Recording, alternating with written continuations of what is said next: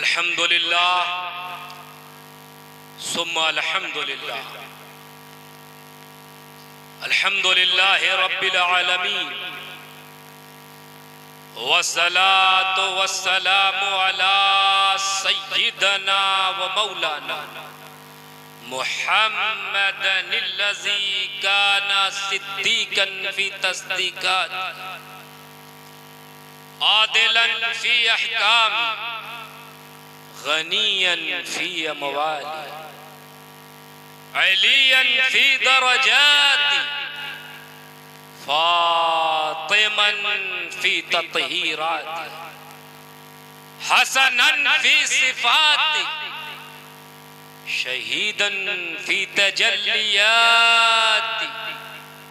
ज़ैनल आबिदीन बिइबादत बाक़िरन फी इल्मिल अव्वलीन वल आखिरीन बिमालूमात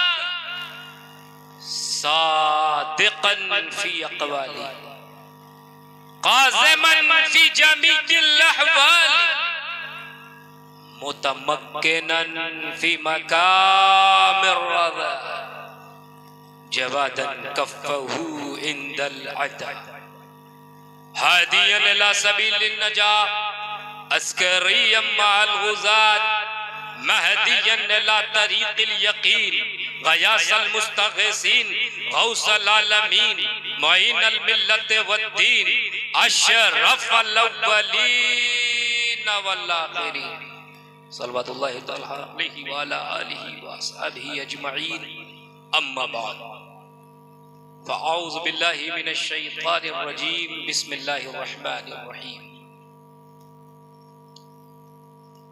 क़ुल या इबादियल्लज़ीना असरफ़ू अला अनफ़ुसिहिम ला तक़नतू मिर रहमतिल्लाह इन्नल्लाह यग़फ़िरुज़्ज़ुनूब जमीआ इन्नहू हुवल गफ़ूरुर रहीम सदक़ल्लाहुल मौलाना अज़ीम व बल्लगना रसूलिहिन नबिय्यिल अमीनुल मतीनुल मुबीनुल करीम व नहनु अला ज़ालिका लमिनश शाहिदीन व शाकिरीन वल्हम्दुलिल्लाहि रब्बिल आलमीन। अगर ईमानदार हो तो पूरी ईमानदारी के साथ एक मर्तबा दुरूद पाक पढ़ लो। अल्लाहुम्मा सल्ली अला सय्यिदिना व शफीना हबीबना मौलाना मुहम्मद व सल्लल्लाहु अलैहि या रसूलल्लाह अलैका या रसूलल्लाह सल्लल्लाहु अलैहि सल्लल्लाहु तआला अलैहि लायक इज़्ज़त इहतराम बावक़ार मुअज़्ज़ज़ मशाइख़ व उलमाए किराम आइम्मा-ए-इज़ाम शोरा इस्लाम और मोहतरम हाज़रीन व सामईन, अल्लाह सुब्हानहू व तआला का लाख लाख शुक्र एहसान है जिसने अपनी तौफीक खास से हमें और आपको आज की जश्न दस्तार बंदी तहफ़्फ़ुज़ मिल्लत कॉन्फ्रेंस की इस महफिल में हाज़िरी का शरफ अता किया और अपनी और अपने महबूब मुकर्रम नबी रहमत जनाब अहमद मुश्तबा मोहम्मद मुस्तफ़ा रूही फ़िदा सल्लल्लाहु अलैहि वसल्लम और अपने महबूब बंदों के ज़िक्र पाक के हवाले से बाहमिल बैठने की तौफीक अता फरमाई, आमीन। इस अज़ीमुश्शान सालाना प्रोग्राम के इनेकाद पर मैं आप तमामी हजरात की खिदमत में और बिलखुसूस दारुल उलूम रज़ाए मुस्तफ़ा के जुमला कारकुनान व बस्तगान सरपरस्तान को दिल की अता गहराइयों से हदिये तबरीक को तहसीन पेश करता हूँ कि जिस वफा ईसार और पाकीज़ा जज्बे के साथ इस महफिल के रोल को प्ले किया है, इस महफिल को सजाया है, इसमें जिस तरह से जिन लोगों ने भी हिस्सा लिया है, फ़कीर दुआ गो है कि अल्लाह पाक उनकी इस खिदमतों को काविशों को कबूल व मंजूर फरमाए, आमीन। और नबी और आले नबी के फैज़ान से सभी को माला माल फरमाए, आमीन। दोस्तों, नकीब इजलास ने जैसा कि कहा कि तबीयत मेरी नासाज है, तकरीबन एक हफ्ते से मुसलसल सफ़र की वजह से कल मैं मॉर्निंग में किचौशा शरीफ पहुंचा बुखार बहुत तेज था। मौलाना का हमारे पास फोन आया, हमने कहा मौलाना घबराइए ना, हम अली की औलाद हैं, वादा करते हैं तो पूरा करें। आए है, क्या बात है, वाह। और हमें कहीं ऐसों में नहीं जाना है कि जहां हमें तलवार चलानी पड़े, हमें मोहब्बत करने वालों के बीच आना है। इंशाअल्लाह मखदूमी करम होगा, मैं हाजिर हूं। दोस्तों, बहुत देर से आप यहां बैठे हैं, ठंडक भी अच्छी खासी है। ठंडक का असर मैं समझता हूं कि नबी के आशिकों पर नहीं होता। बेशक सुनने के पूरे मूड में है ना। देखिए, मैं दवा खा के आया हूं, मुझे बुखार है,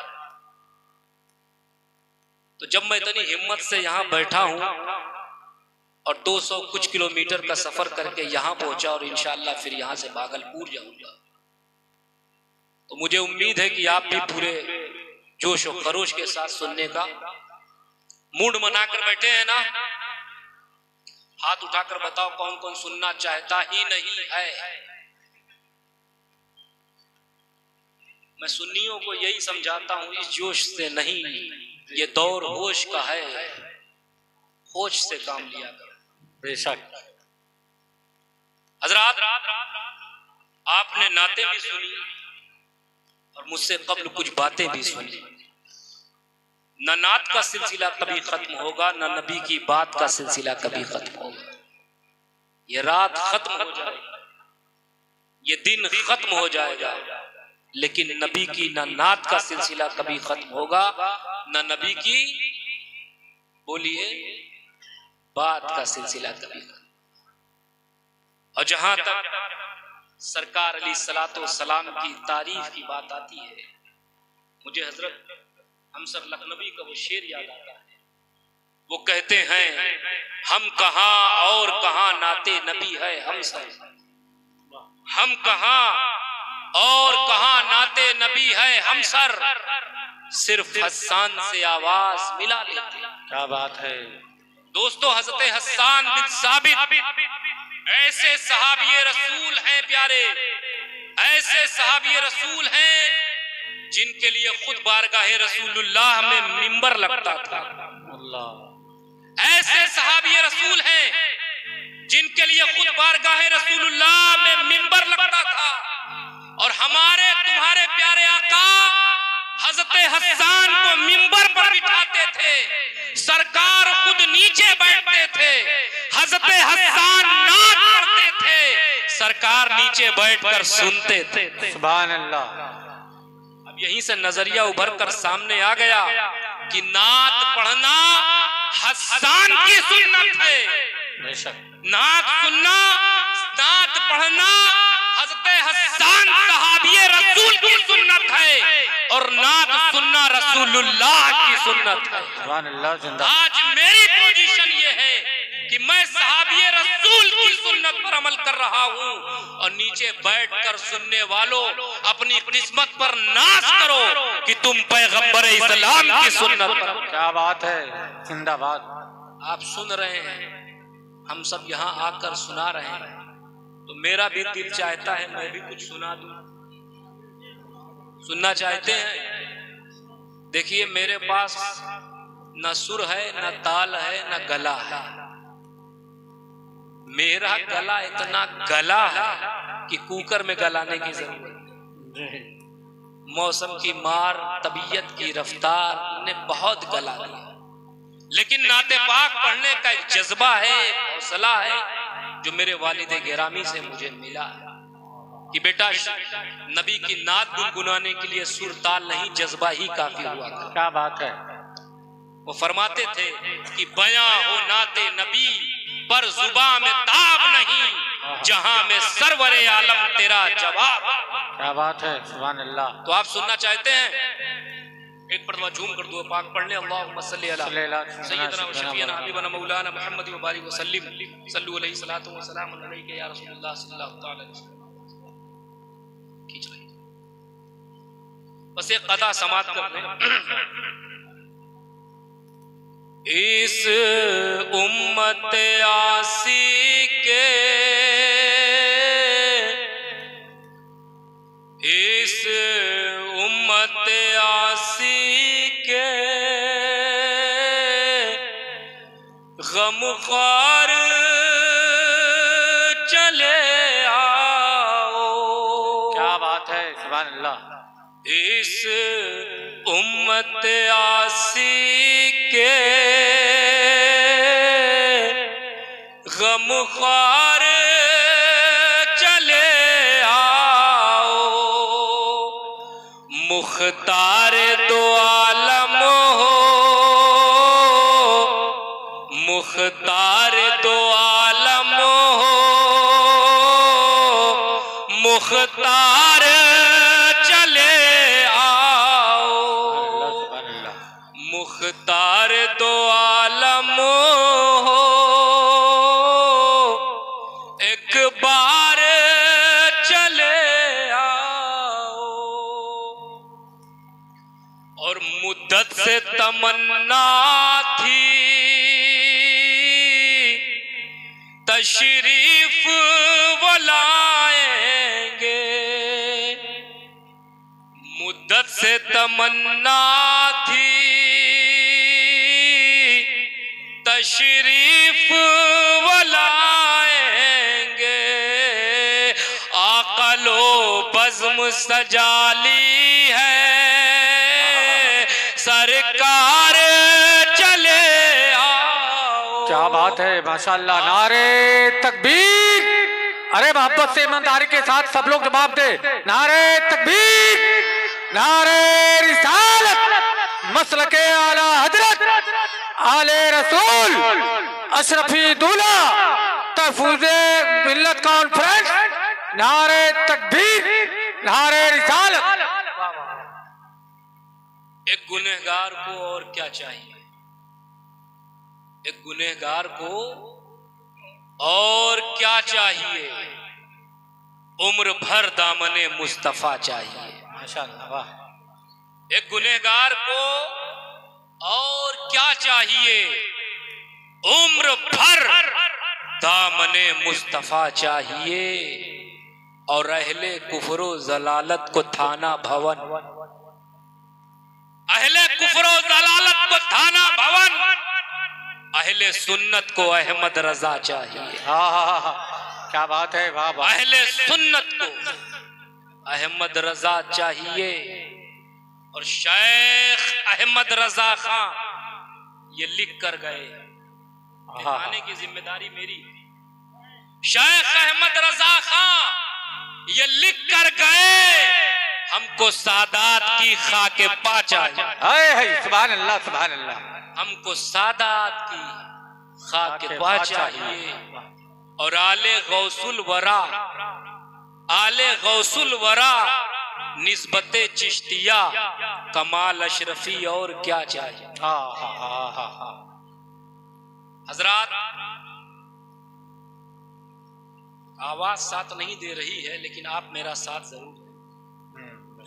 आज मैंने जिस आयत करीमा की तिलावत का शरफ हासिल किया है, आयत करीमा पर कुछ रोशनी डालने से पहले मैं चाहता हूं कि हम और आप ये समझें कि ये कुरान है क्या।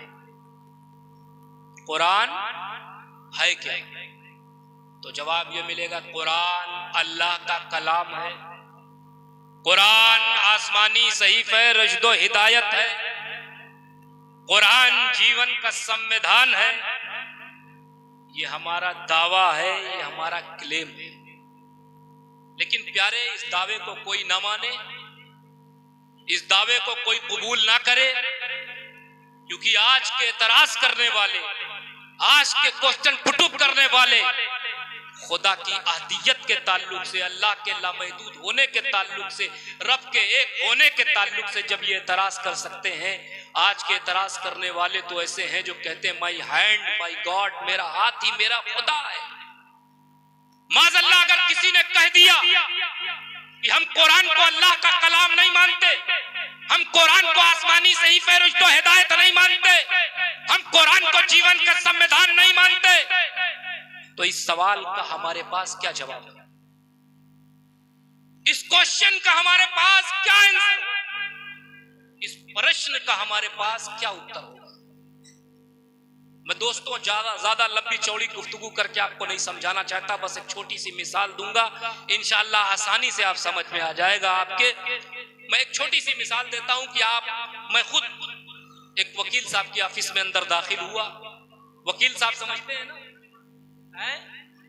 कोर्ट कचहरी तो जानते हैं ना, इसका चक्कर तो अक्सर काटते हैं लोग। एक वकील साहब की ऑफिस में मैं अंदर दाखिल हुआ। मैंने देखा कि उनकी टेबल पर किताब पे किताब, किताब पे किताब, उनकी पूरी लाइब्रेरी, किताब का जंगल, किताबों का जंगल उनकी टेबल पर, उनकी अलमारी में किताब ही किताब। मैंने पूछा वकील साहब ये क्या है? तो वकील साहब ने जवाब दिया, हजरत ये भारतीय संविधान है, ये हिंदुस्तान का दस्तूर है, कानून है, नियम है। जब किसी तरह की कोई प्रॉब्लम पैदा होती है तो उसका सलूशन निकालने के लिए, उसका हल निकालने के लिए उस मसले का ये कानून है। तो मैंने वकील साहब से पूछा, अच्छा वकील साहब ये बताइए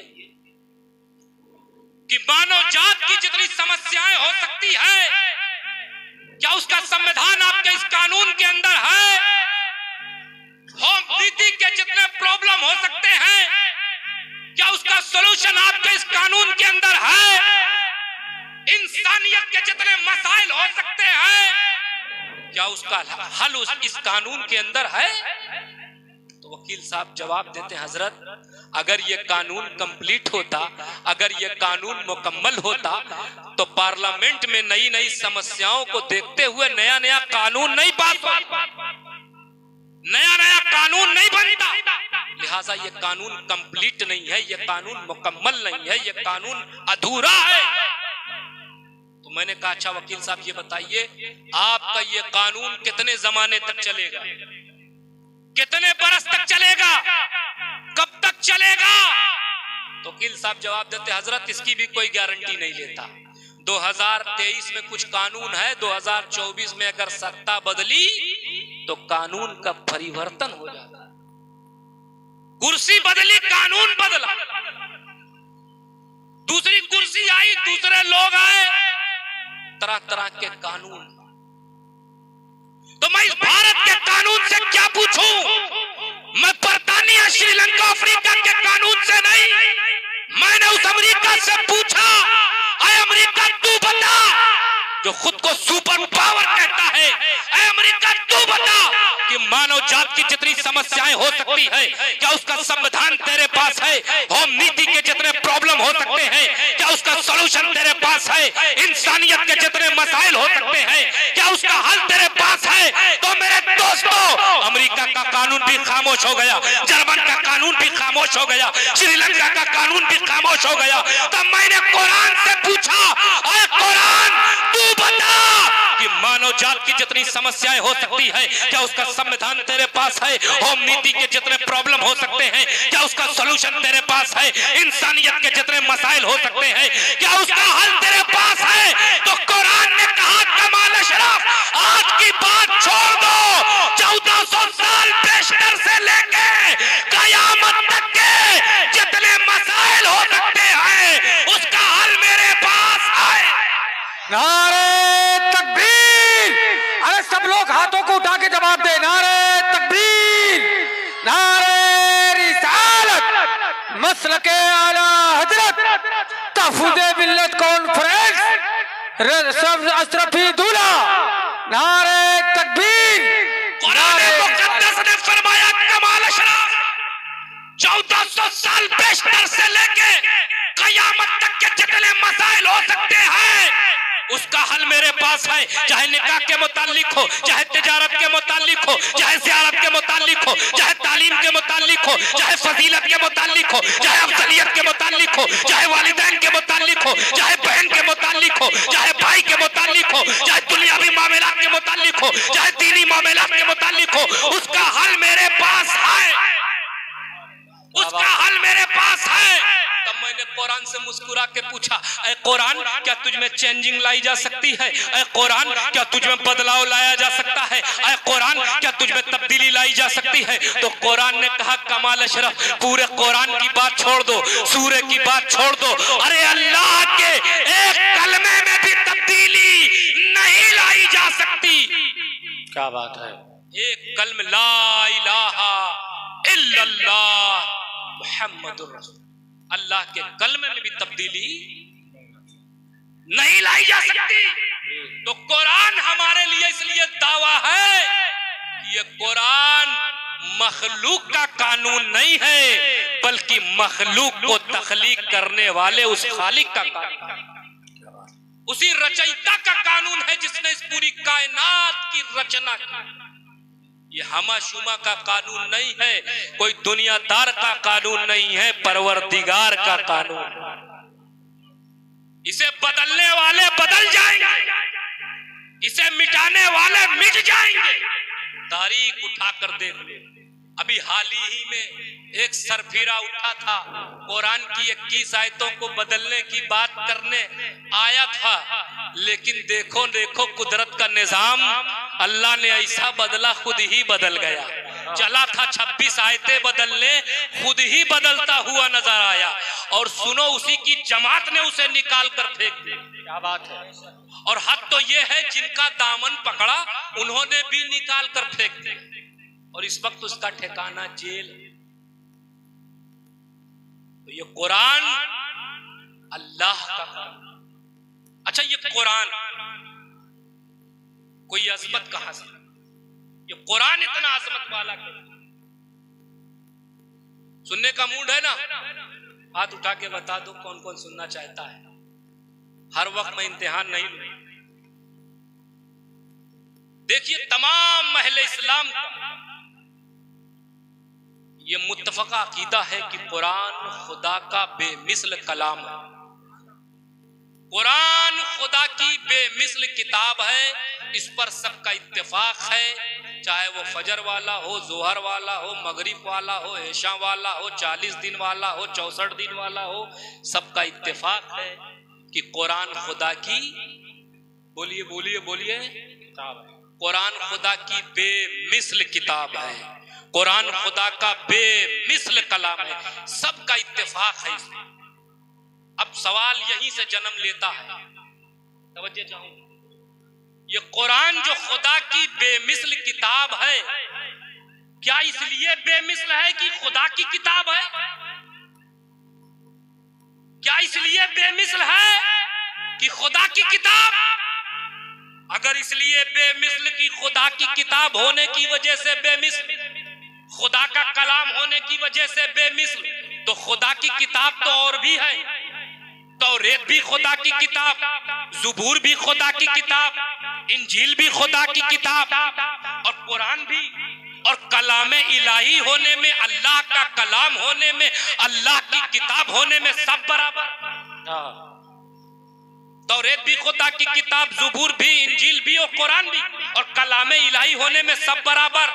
लेकिन जब बात आती है तो हर आदमी ये कहता है, हर मसलक वाला ये कहता है, हर जमात वाला ये कहता है, नहीं, कुरान खुदा की बेमिसल किताब, कुरान खुदा की लाजवाब किताब, बेमिसल किताब। तो कोई ऐसी वजह है ना जो कुरान को बेमिसल कहा गया? अगर खुदा की किताब होने की वजह से बेमिसल, तो खुदा की किताब तो तौरेत और ज़ुबूर और इंजील भी है, लेकिन कुरान को बेमिसल क्यों? तो सुनो, तौरेत खुदा का कलाम, ज़ुबूर खुदा की किताब, इंजील खुदा की किताब, लेकिन इस कुरान को जो बेमिसल कहा गया, उसकी वजह यह है कि इस कुरान को निस्बत मेरे मुस्तफा से है। सुभान अल्लाह, वाह वाह वाह। इस कुरान को निस्बत मेरे मुस्तफा से है। तो जिस तरह मेरा नबी सारे नबियों में बेमिसल है, वैसे उसका लाया हुआ कलाम सारे कलामों में बेमिसल। अरे वाह वाह वाह वाह, क्या बात है, वाह। कुरान को निस्बत मेरे मुस्तफा से, तो मेरा मुस्तफा सारे नबियों में बेमिसल है, तो उसका लाया हुआ कलाम सारे कलामों में बेमिसल है, उसकी लाई हुई किताब सारी किताबों में बेमिसल है। अब दोस्तों यहीं से गोशा और उभर कर सामने आता है कि जिसको जिसको मेरे रसूल से निस्बत हुई वो बेमिसल हो। वाह। जिसको जिसको मेरे रसूल से निस्बत वो बोलो बोलो बेमिसल। नबी की बात हो रही है। जिसको जिसको मेरे रसूल से निस्बत वो बेमिसल। कुरान को निस्बत कुरान बेमिसल, हदीस को निस्बत हदीस बेमिसल, सहाबा को निस्बत सहाबा बेमिसल। क्या बात है। अबू बकर को निस्बत तो अबू बकर सदाकत में बेमिसल, उमर को निस्बत तो उमर अदालत में बेमिसल, उस्मान को निस्बत तो उस्मान सखावत में बेमिसल, अली को निस्बत तो अली शुजाअत और तहारत और नजाबत में बेमिसल। हाय हाय। कैसा बेमिसल बता दूं? सुनने का मूड है ना? ठंडक तो नहीं लग रही है? देखिए मुझे पसीना आ रहा है और जैसे जैसे मुझे पसीना आता है वैसे ही मैं गर्म होता हूं। हाँ डीजल समझो। मौला की बात आ गई है, सुनिएगा। मौलाए कायनात मौला अली, मुश्किल कुशा, खैबर शिकन, दिलकश करन, शाहे जमान, अबुल हसन अली इब्ने अबी तालिब। मौला अली के घर में 3 दिन से फाके चल रहे थे। कितने? 3 दिन। 3 दिन से अली के घर में खाने को कुछ नहीं। 3 दिन से मौलाए कायनात के घर में खाने को कुछ नहीं, फाके चल रहे हैं। उधर अबू जहल को पता चला। अबू जहल हमेशा इस ताक में रहता था। अबू जहल नाम सुना है ना? अबू जहल को पता चला। अबू जहल हमेशा इस ताक में रहता था कब किस ईमान वालों का मजाक उड़ाया जाए, उनकी मजा ली जाए। लेकिन हमारे यूपी की जबान में कहावत बहुत मशहूर है, अल्लाह जेका रखे ओका के चखा है। अल्लाह जिसे रखे उसे कौन चखे। एक साइल आ गया अबू जहल के दरवाजे पर मांगने वाला, कहने लगा मुझे कुछ दे दो, मेरी 2 बच्चियां जवान हैं, शादी का इंतजाम करना है, तमाम करना है, मुझे कुछ दे दो। अबू जहल कहने लगा बहुत ठीक टाइम पे आए। क्या बोला? बहुत ठीक टाइम पे आए हो। एक घर बताता हूँ, दर बताता हूँ, पता लिख कर देता हूँ, एड्रेस सही लिख कर देता हूँ, वहां चले जाओ, कहीं जाने की जरूरत नहीं पड़ेगी। बात बिल्कुल सही कह रहा था, लेकिन सारी बात हसद में कह रहा था, जलन में कह रहा था। उस साइल ने कहा जल्दी बताओ बाबा उस आदमी का नाम जिससे चल जाए मेरी जिंदगी भर का काम। हाय हाय हाय माशाअल्लाह। कहा नाम भी बताऊंगा, पता भी दूंगा सही, लेकिन मेरी एक शर्त है, अगर उसे कबूल करो तो बताऊंगा। कहा क्या शर्त है? कहा जब वहां जाओ पूछे भेजा किसने है तो मेरा नाम मत बताना। पूछे भेजा किसने है तो मेरा नाम मत बताना। अरे ये चुगलखोर लोग होते हैं ना, चुगलखोर जानते हो ना? पता नहीं क्या इनको चुगली खाने में मिलती है। ए हजरत, अला हजरत आपको ऐसा कह रहे थे, लाहौल बिला कुव्वत, उनको ऐसा नहीं कहना चाहिए था। उधर पहुंचा, ए हजरत, अला हजरत आपको ऐसा कह रहे थे, उनको ऐसा नहीं कहना चाहिए। लड़ाई दिया, 2 मौलाना लड़ गए, 2 भाई लड़ गए, 2 बहन लड़ गई, 2 खानदान लड़ गई, 2 खानका लड़ गई। अबे चुगली खाने में क्या मिलता है? खेत में आपके यहाँ सीवान में पैदा होती है कहीं चुगली? बोलो, खेतों में पैदा होती है, दुकानों पे बिकती है। हमें जब बिकती नहीं, खेतों में पैदा नहीं होती तो खाते क्यों हैं? अरे खाने वाली चीज खाओ, दाल खाओ, चावल खाओ, सब्जी खाओ, लड्डू खाओ, बहुत शौक है जूता खाओ।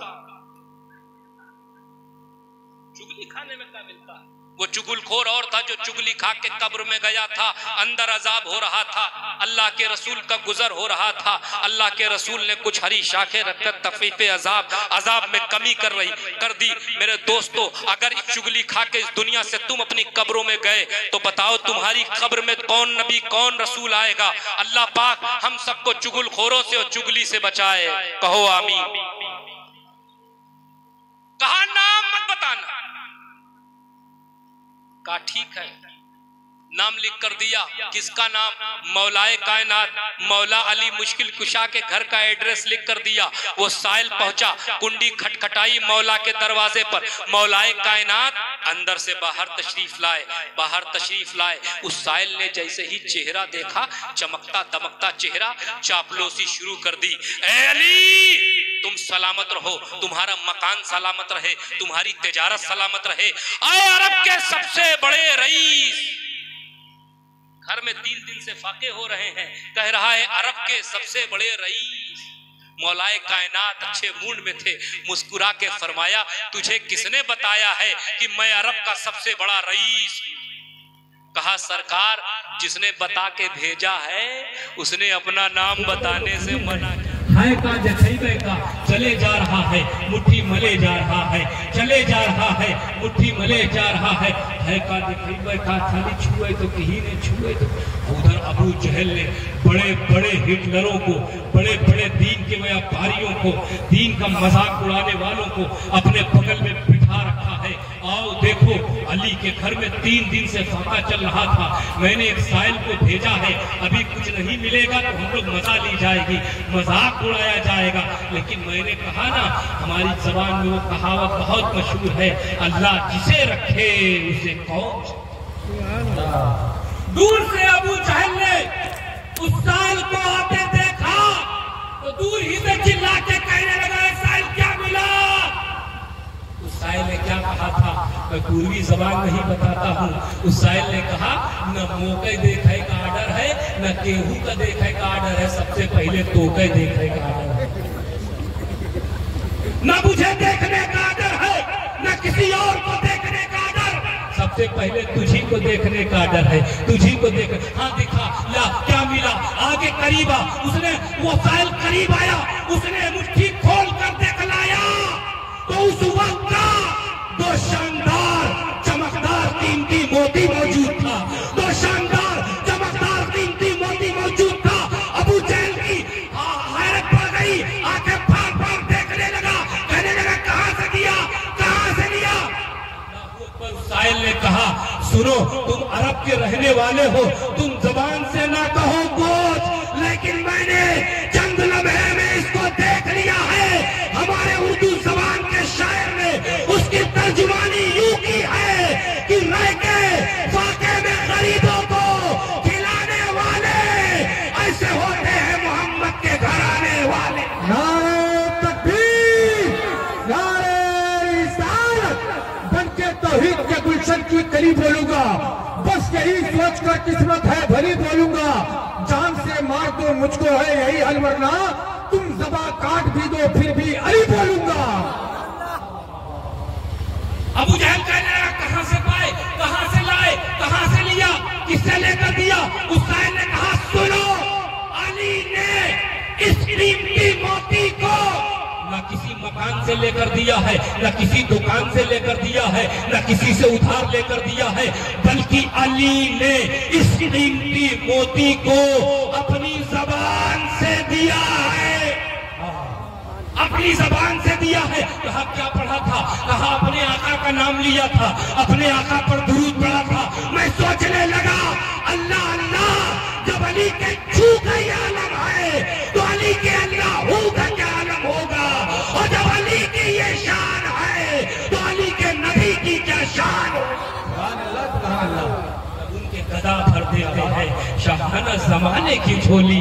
अरे मुहताज का जब ये आलम है, मुख्तार का जिंदाबाद। मेरे दोस्तों, ये निस्बतों की जलवा सामानी है, ये निस्बतों का एहसास है प्यारे, कि जिसको रसूल से निस्बत हुई वो बेमिसल हो।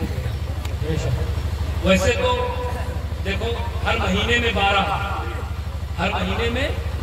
12 तारीख है, लेकिन इस 12 रबीउल नूर को मेरे मुस्तफा से निस्बत, तो ये 12 बार। एक साहब मुझसे कहने लगे, हजरत आप 12 रबीउल अव्वल मनाते हैं? हमने कहा हाँ मनाते हैं। कहा ये बताइए, इसी दिन तो हुजूर की वफात हुई है, तो आपको गम मनाना चाहिए। क्या मनाना चाहिए? गम मनाना चाहिए, रोना चाहिए। हम ऐसे लोगों को दलील नहीं देते, जो जलील होते हैं उन्हें दलील की जरूरत नहीं। अज़ीज़ान मिल्लत इस्लामिया, जब उन्होंने ये कहा कि आप खुशी मनाते हैं, मिलाद में चिरागा करते हैं, रोशनी करते हैं, आपको खुशी नहीं मनाना चाहिए, इसी दिन तो हुजूर की वफात हुई है, तो 12 वफात हुजूर के गम मनाना चाहिए, रोना चाहिए। मैंने कहा देखो बाबू, ऐसा है, एक बैक वक्त इंसान एक ही काम कर सकता है, एक बैक वक्त इंसान एक ही काम कर सकता है। एक कोई हंस रहा है तो हंसेगा रोएगा नहीं, कोई रो रहा है तो रोएगा हंसेगा नहीं। मैंने कहा ऐसा करते हैं, बांट लेते हैं, हम खुशी मनाते हैं, तुम गम मनाओ। हम रबीउल अव्वल में खुशी मनाते हैं, तुम गम मनाओ। हम रबीउल अव्वल में खुशी मनाते हैं, तुम बैठकर रो। और रबीउल अव्वल के मौके पर रोया कौन था? नबी की विलादत पर रोया इब्लीस था, 420 तुम इब्लीस के नक्शे कदम पे चलो, हम फरिश्तों के नक्शे कदम पे चलते हैं। हम खुशियां मनाने, एक साहब कहने लगे हज़रत 12 रबीउल नूर मनाते हैं, इसकी दलील क्या है, इसकी दलील क्या है? मैंने कहा 12 रबीउल नूर खुदा के वजूद की दलील हमें मिली, अब इस दलील पर कैसी दलील चाहिए? अल्लाह अकबर। मैं कहते हो कि 12 रबीउल नूर की दलील क्या है, तो मुझे बताओ। छोड़ो बात, ये तुम जश्न बुखारी करते हो, इसकी क्या दलील है? जश्न बुखारी करते हो, इसकी क्या दलील है? कहने लगे हजरत आप समझे नहीं, आप समझे नहीं। हम जश्न बुखारी जो करते हैं, हम बुखारी पढ़कर जो आलिम बना उसके आलिम बनने का जश्न, बुखारी पढ़कर जो फाजिल बना उसके फाजिल बनने का जश्न मनाते हैं। मैंने कहा अच्छा बाबू, बुखारी पढ़कर जो आलिम बने उसके आलिम बनने का जश्न मनाते हो, बुखारी पढ़कर जो फाजिल बने उसके फाजिल बनने का जश्न मनाते हो, और जिससे बुखारी बनी, बुखारी पढ़कर जो आलिम बने उसके आलिम बनने का जश्न मनाते हो, और जिससे बुखारी बनी उसका जश्न कब मनाओगे? कुरान याद करके हाफिज बने उसके हाफिज बनने का जश्न मनाते हो, और जिसके सदक़े में कुरान मिला उसका जश्न। अज़ीज़ान मिल्लत इस्लामिया, याद रखो, हम सुन्नियों के पास जश्न 3 हैं। कितने हैं? 3 हैं। हम सुन्नियों के पास जश्न कितने हैं? बोलिए कितने हैं? 3 हैं। एक दीन लाने वाले का, एक दीन फैलाने वाले का, एक दीन बचाने वाले का। अल्हम्दुलिल्लाह हम तीनों का जश्न मनाते हैं, तीनों की याद मनाते हैं, तीनों के नाम पे महफिल सजाते हैं। सुनो, हम जश्न मिलाद मनाते हैं सिर्फ ये बतलाने के लिए कि हम उस रसूल का जश्न मनाते हैं जो रसूल दीन लाने वाला है, जो रसूल दीन लाने वाला है। और गौसे आजम का उर्स, गरीब नवाज का जश्न, मखदूम अशरफ का जश्न, महबूब इलाही का जश्न, इन अल्लाह वालों का जश्न, शेख यहिया मुनेरी का जश्न इसलिए मनाते हैं, ये दीन फैलाने वाले हैं, ये दीन फैलाने वाले हैं। और फिक्र हुसैन इसलिए करते हैं ताकि पता लग जाए कि करबला का इमाम दीन बचाने वाले।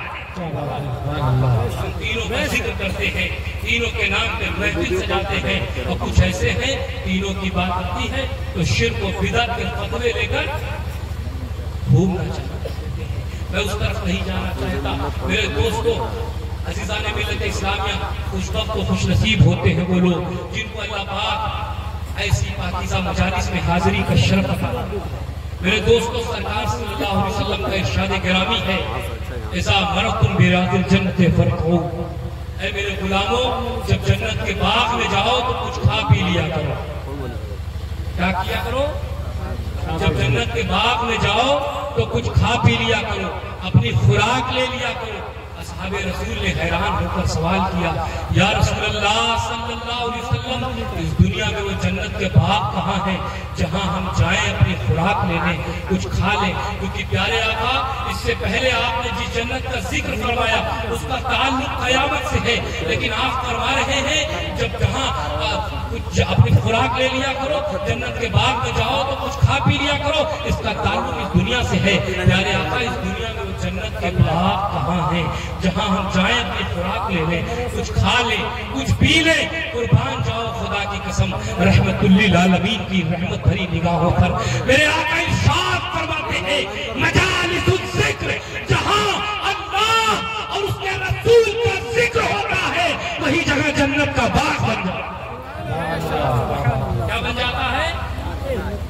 का बाग बन जाता है।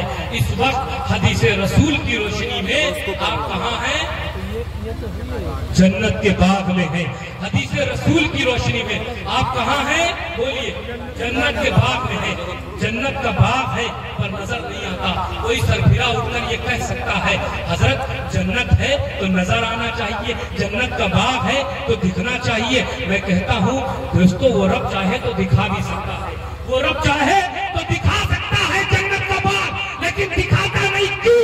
क्योंकि अगर तुमने देखकर माना जन्नत तो वसीला तेरी आंखें बनेंगी, तेरी आंखें बनेंगी, लेकिन ज़बान मुस्तफा से सुनकर माना तो वसीला खुद मुस्तफा बनेंगे, वसीला खुद मुस्तफा बनेंगे। तो वो रब तुम्हें दिखा के नहीं, ज़बान मुस्तफा से सुनवा के।